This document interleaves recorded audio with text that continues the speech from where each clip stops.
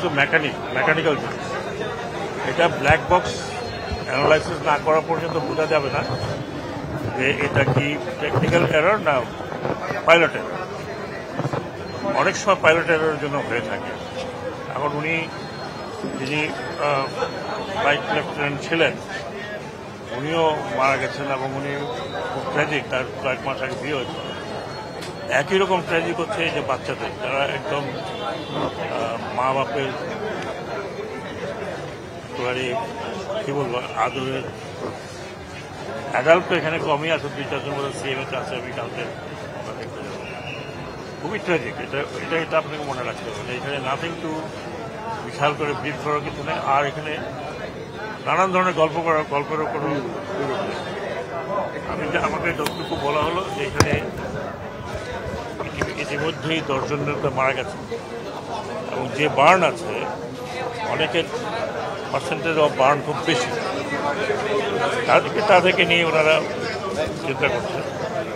কিছু কিছু বার্ন আছে যেগুলো ধরেন হয়তো লং টার্ম,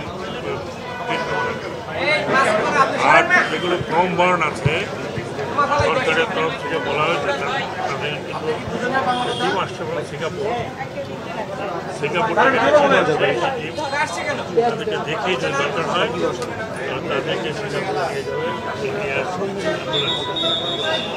সরকারের তরফ থেকে গতকালকে আপনি অনেক বলেছিলাম, বলেছে আমি আপনারা বলে আসলাম হোয়াট এভারই দিয়ে করেন যা প্রয়োজন তাই করা।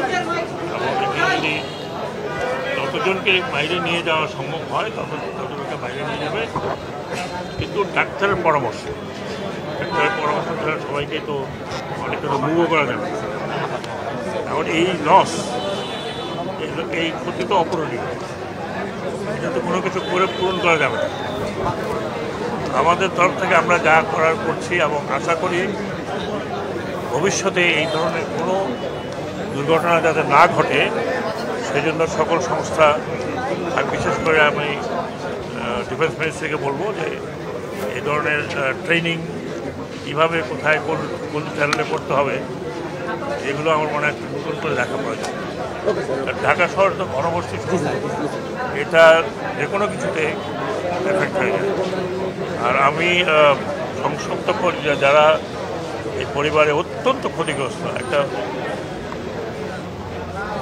বাচ্চার না থাকা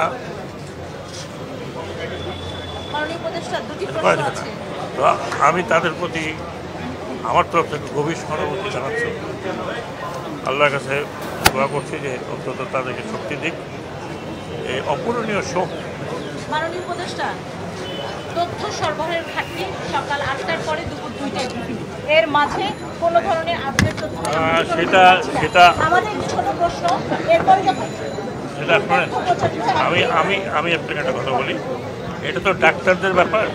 ডাক্তাররা কখন না, আমি বলি সরকারের তো এখানে বিষয়, সবচেয়ে বড় বিষয় হচ্ছে এখানে হসপিটাল ম্যানেজমেন্ট যদি মনে করে দুটো ব্রিফিং ঘটে না